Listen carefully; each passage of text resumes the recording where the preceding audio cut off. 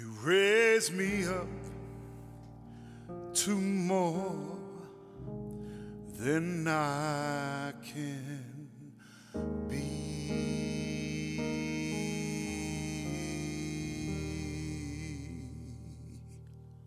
God bless you, Jackie.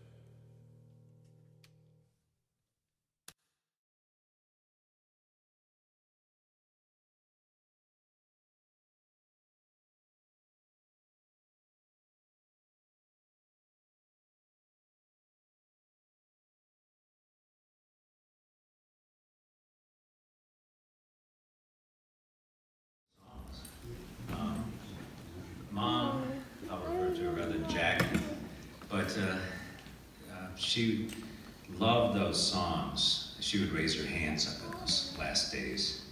She was looking forward to heaven. It was just amazing. Her heart was for everyone. And I think it was, she was created by God for a special purpose. And it was amazing that we were loved by God so much. To have that time together, God shared her with us. And she had such a heart, such a strong heart, with boys that were so active, that she would even let me have a snake in my room. And, you know, it was a pretty big snake. And it was in a terrarium, but one side had been kicked out, so we replaced it with pegboard. And, you know, she was just such a loving mom for boys that she let me have the snake. And one day we're coming home and I'm running to feed the snake crickets and fish. And I saw inside the terrarium these cute little worms crawling around, and I thought that was strange, you know, and then I saw something move on the desk, and I thought that was strange, and then I hear a scream from the kitchen, and Mom had reached behind the flour, and she pulled out all these snakes. It was a garter snake, and they had babies, and there were baby snakes running all over the house.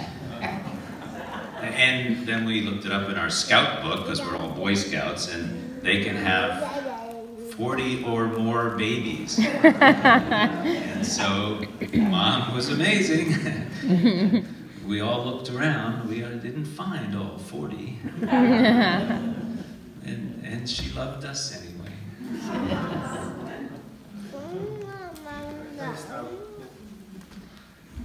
I'm John, the middle son. Also wanted to share a few remembrances and a few of the things that Mom taught us. So, you know, she taught us, as Tom mentioned, the love of adventure, right? But of course, you know, she really had no choice, right? Because she had 3 boys, so that was quite an adventure in itself. But Mom jumped right in all of our outdoor activities, such as hiking, camping, skiing, and even whitewater rafting.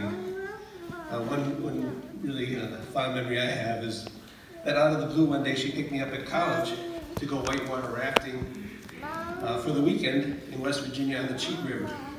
It was a drizzly day, you know, rafting on cold Spring Mountain runoff, but we really had a blast together. That was a fun time together, just me and my mom. Another thing that Mom taught all of us was a love for family and the joy of being together.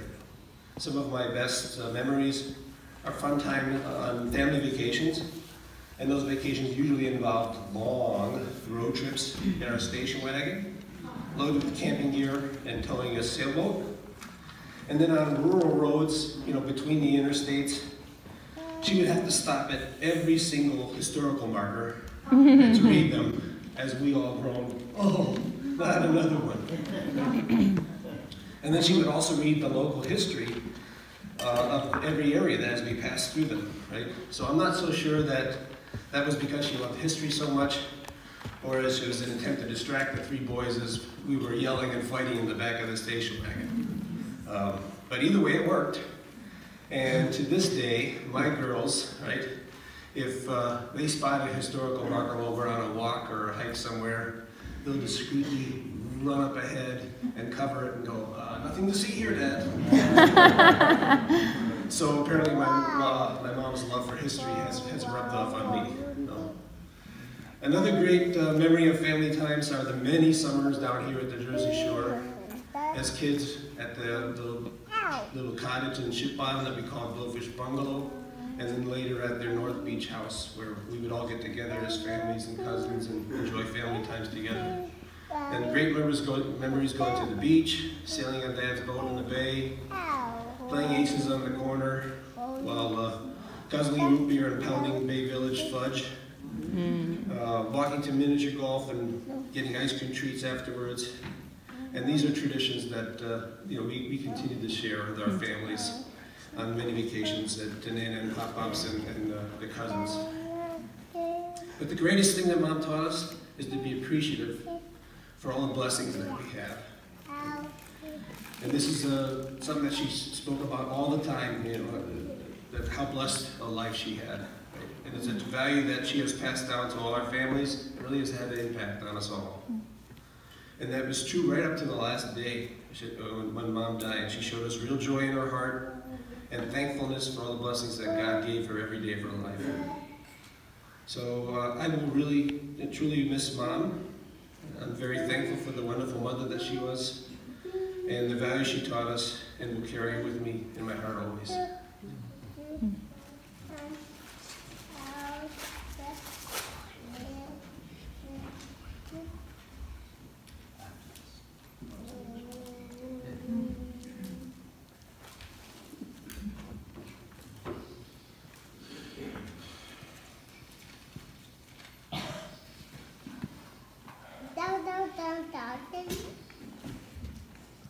Well, I'm the third son, the baby. We all know my mother loved flowers. She loved gardening. It kept her going for years. She loved sitting in her garden and picking. Every April 10th, she never failed to tell me how wonderful a day it was. The sun was shining, the forsythias were in early bloom, and I was born.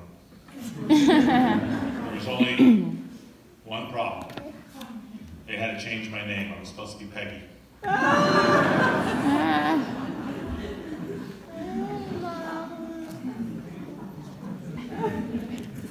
Mom also immediately became my protector. When she brought me home, Tom said, "Not another one." John immediately started stealing my blankets. He wanted me to freeze to death. Mom also always wanted to have a daughter. She tried with 2 foreign exchange students. They were great experiences, but it just wasn't the same as having a daughter. But eventually, she did. She also tried again with my cousin. My cousin came to live with us after she graduated from college with 3 of her college roommates, and they were trying to be dancers in New York. And it worked out for a while, but then I think my mother thought it wasn't a good idea to have 4 dancers in the house of a teenage son. So that event passed. But she finally did get her daughters. She got her daughter-in-laws, but she also mainly got 9 granddaughters, 11 grandchildren. She did have a grandson too. And she loved writing to them. She loved receiving their pictures, their funny little videos. She looked forward to it every day, and then she would thank you for that. She also had a new pen pal. Charlotte became her pen pal, and she loved writing to Charlotte.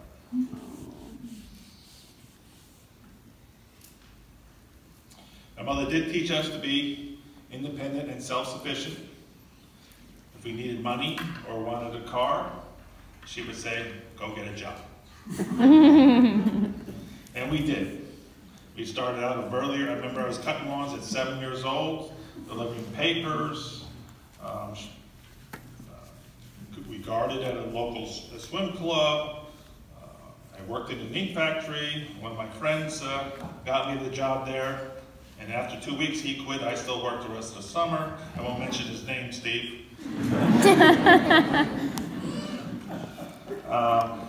He just didn't like when he blew your nose, all the color would come out of your nose. And it didn't bother me. I just kept on working.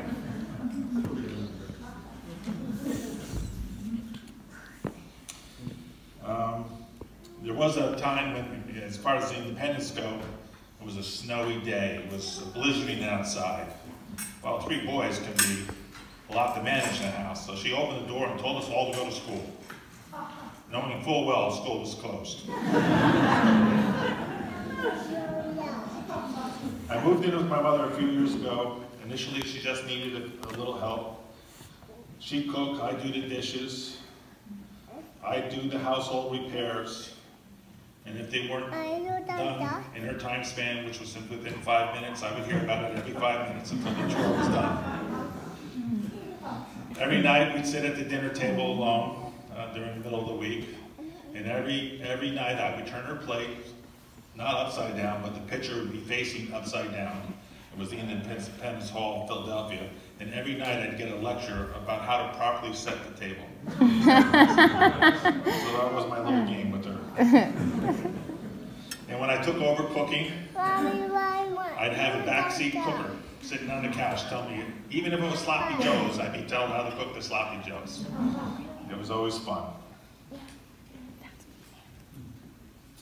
And whenever we had visitors, she loved to tell her stories. She'd tell her stories, and if she slowed down, I'd just give her a subtle little reminder, and off she'd go again. The stories could be told for hours. Mom spent a lot of time with us, for reading to us every night the same story over and over and over, to helping us with our homework. She spent a lot of time teaching me. I was a little bit of a slow reader, teaching me how to read. It's probably Lynn's curse now, because when I pick up a book now, I can block out everybody. I read until it's done. She was our den mother and the Girl Scout master of our Boy Scout troop. And with the Scouts here today, stand up. Yeah, Boy Scout. I'm Girl Scout. She was always here for us. She was here for the neighborhood boys. A lot of the neighborhood boys would come over and pick her ear. You know, she confided them. She consulted them. They felt comfortable talking to her. Real nice. Many people don't know she had a 4th son.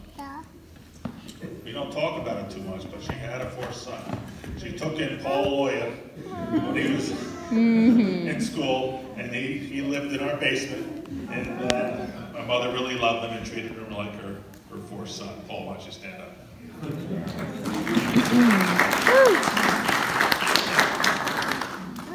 My mother, as you know, she loved to write. She wrote all the time. And at times, it could be a little embarrassing for young men. When I was a senior in high school, she wrote a story about my philosophy. When Johnny was in college, she wrote about his broken nose and boxing. And Tom, she wrote about him finding himself. They were all good stories, and Tom will talk a little bit more about it later. But what am I struggling with now is that we always could call on our parents for advice and support. We always knew they were there, but now they are no longer here, and it makes me profoundly sad. The house is awfully quiet during the middle of the week without my mother being around.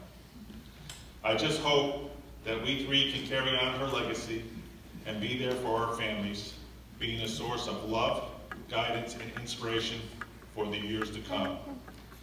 Mom, we love you, and we'll miss you always.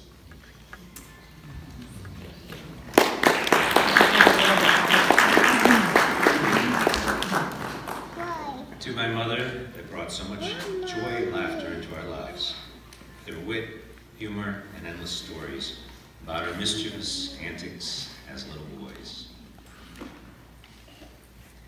As we reflect on her life and legacy, we cannot help but feel grateful for all the things that she did for us and often went unacknowledged. We want to take a moment to express our heartfelt thanks to her. Thank you, Mom, for your precious time. Thank you for teaching us how to climb, both literally and figuratively. You showed us how to overcome challenges and reach for the stars. We love you more than summertime, and we always will. Your light shone bright in our lives, even when the world seemed so full of darkness. You remembered us. You remind us that joy lives in the heart, and that life is what you make of it. You taught us to cherish every moment and every memory, no matter how small. And let us not forget to thank you, dear Mom, for the beautiful poetry and storytelling. Your gift of storytelling and poetry has been wonderful over these years. Oh, Mama, we saw the world and it was good. You held our hands at every step of the way, guiding us through the ups and downs of life. We will forever be grateful for your love, your support, and your unwavering faith in us.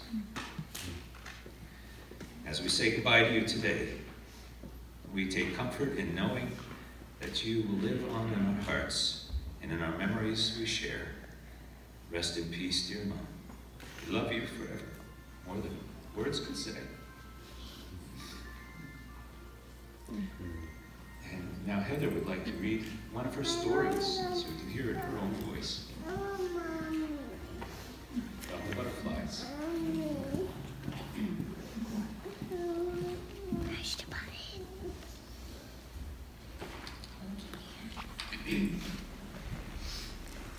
As we celebrate a journalist, a poet, and a writer, I thought it might be fitting that we hear a bit from Jackie B. Ostberg herself today. I will share 2 stories, if that's okay, from her book, A Life of Words and Love. The first is Nana's own account of traditions she set in motion for us. Traditions that created a well-knit family who values time together, a little healthy competition, and loads of meaningful memories shared. Traditions. A summer at the Jersey Shore. Gathering the clan. July and August are the only months they come. Rarely do family members appear on our porch in the cold of winter. The urge to feel the sand between their toes and the splash of cool waves on a warm summer's day is cause to check calendars and settle on a week for a family gathering at the shore. Happy memories of past summers urge them to gather again. Summertime reunions entail a number of time-honored traditions. For example, number 1, sitting on the bulkhead catching crabs with chicken legs tied with a piece of twine. No, Joey, you can't keep that one, it's too small. Number 2, building sand castles and forts and watching them dissolve into the incoming tide. Number 3, flying kites on the beach, evenings after the lifeguards are off duty. Number 4, racing home from the beach to see who reaches the outdoor shower first. Number 5, picnicking on the porch. Menu, hamburgers, hot dogs, potato salad, lemonade, and Jersey sweet corn on the cob. We brag about our Jersey sweet corn. Number 6, miniature golf. Very competitive and noisy. After scores have been added and all approved by all the pros, we head to the nearest ice cream store and indulge in number 7, giant ice cream cones which drip on clothes and decorate faces. Number 8, after dinner and before sunset, we play a betting game to see who can guess the exact time the sun disappears below the horizon. Not one tiny bit of crimson must remain. Pop-Up's watch is the official timer. Lots of howls this year when granddaughter Jenny won 2 years in a row. Number 9, we must play at least several rounds of Aces on the Corner before the party breaks up. A card game great-grandmother Bedard taught us. Nana B, you're cheating. No, Johnny, these are Chicago rules. The rules she will change at will. Number 10, late in the year, Oz and I compete to see who endures the last shower before the temperature dives and outside and the water spigots are drained. Last year, I won. Jackie Ostberg, North Beach. The world Nana created for us was rich and vibrant, but she had a quieter, reflective side that I only started to get to know as I grew into an adult. I think this next story shows it best. Monarch butterfly, December 20th, 2020. The day after the nor'easter, I found you, floundering in my garden, clinging desperately to a scraggy yellow ragweed blossom. How on earth did you survive Saturday's storm? Don't you realize the weather has changed? This morning, my porch thermometer read 30 degrees. You shouldn't be out here all alone in the cold. He quivered slightly, wriggled his proboscis, extended his majestic wings as if to say, I hear you. I sat down on the garden path to get a closer look at this handsome fellow. He was dressed for Halloween. When touched by the afternoon sun, his orange and black wings glowed like stained glass. I bent closer.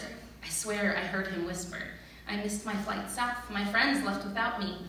Wiping a tear from my eye, I whispered, I will be your friend, and I will not let you stay in the cold garden tonight. Please, come inside with me.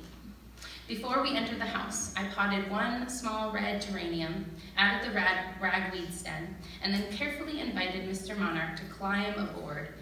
I placed the flower pot next to my computer, where I could keep an eye on him. He seems quite content, flexing his wings as he hopped from ragweed to geranium. I must admit, I enjoy his company. So far, he hasn't told me how long he intends to stay. We are so fortunate to have known Jackie and been loved by Jackie Ostberg. We are so fortunate to have her optimistic observational lens peer into our lives and offer so much love, much like the tender friendship with a lonely butterfly. The monarchs migrate as the birds do. However, no single butterfly lives to complete the journey from Mexico to their northern breeding grounds. Yet somehow the next generation of monarchs knows the path they must travel. It is a scientific marvel that etymologists do not yet understand, which makes successive generations follow the same route their ancestors took. And yet I get it. It makes complete sense to me that a butterfly can hear the whispers of generational wisdom in the same way I can sense Nana's optimism in my veins, or her mischief when the opportunity for a gentle prank arrives, or a beam of pride when I create some clever wordplay, or a snarky retort when the situation calls for it, or a thrifty yet ingenious solution to a problem, or appreciation for the awe of the ultimate artist whose brushstrokes we can choose to marvel at and reorient our perspective. So we know which path to follow on our life's migration because of the trail that Jackie blazed for us. And like the monarch butterflies who have a generational map of migration that guides them on their journey, we feel the love of Jackie guide us onward. As she directs new garden beds in heaven, I know she wants us to breathe deep and see God's handiwork in the world around us. As she mingles and laughs with poets and painters who decorate heaven's walls, I know she wants us to count every blessing every day and be kind and yet honest to everyone we meet. As she smiles down on her family and the impact that she had on each of our lives, I know she'd encourage us to tell our mothers and our fathers how much we love them and see their sacrifice and celebrate their creativity. Thank you, Nana, for being a guiding light in all our lives. Thank you.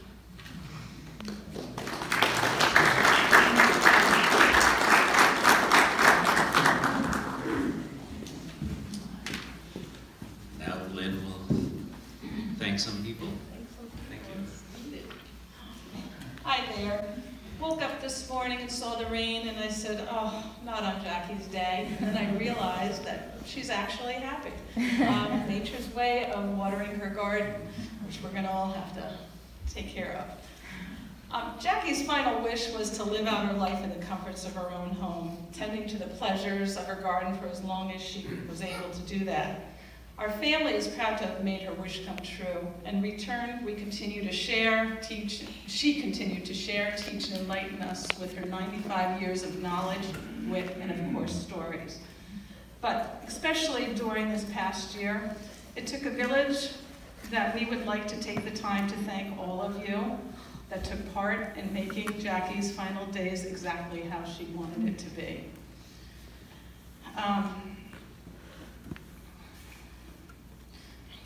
Dear family, and friends who called, some on a regular basis, some at a regular time during her 60 minutes.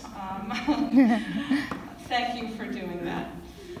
Many of you sent cards, sent emails, sent poems, paintings, hand-drawn pictures, food, flowers, And she even got a large ornamental garden dog that she pretended was real. Thank you.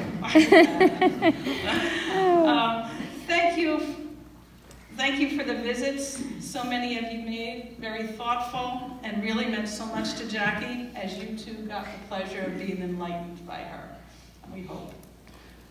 Karen Finelli. The family is ever so thankful we found you to play the role of driving Miss Jackie. We really needed that, especially after some of us got blamed for taking her car away. She never missed that car when she had you, so thank you. We couldn't have done it without you. Melissa, I don't know if Melissa's here, but Melissa came in the last couple months. She would stay at the house for 3 nights, taking great care of Jackie and listening to all her stories. And in return, Jackie actually enjoyed listening to Melissa's stories. It was a nice little connection there. We are so fortunate to have so many great hospice nurses, aides, friendly Meals on Wheels gentlemen, no, they're not here, and the list goes on, and you know who you are. You know, we couldn't have done it without you, and it really meant so much to Jackie that you took the time to share with her. As the list goes on, you know, again, it took a village, but know that the village is what brought comfort to Jackie when she needed it the most. And I know you join me and the family in missing her so much, but hopefully she enlightened you as well.